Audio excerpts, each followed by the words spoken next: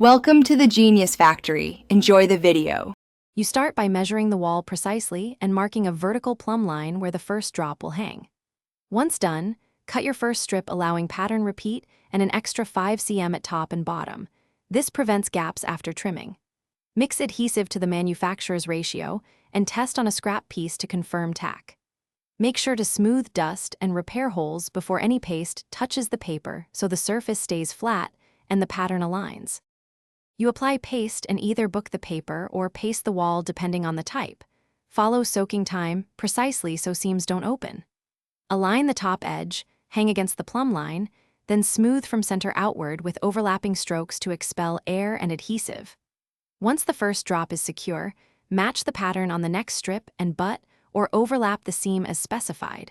Use a seam roller lightly to set edges and avoid crushing the pattern. You finish by trimming excess at ceiling and base with a straight edge, reinstalling trim and outlet covers, then wiping paste smudges with a damp sponge. Once dry, inspect seams and corners carefully. If small bubbles remain, prick with a fine needle and press out air, then smooth. If a seam lifts, inject manufacturer adhesive under the edge with a syringe and press until set.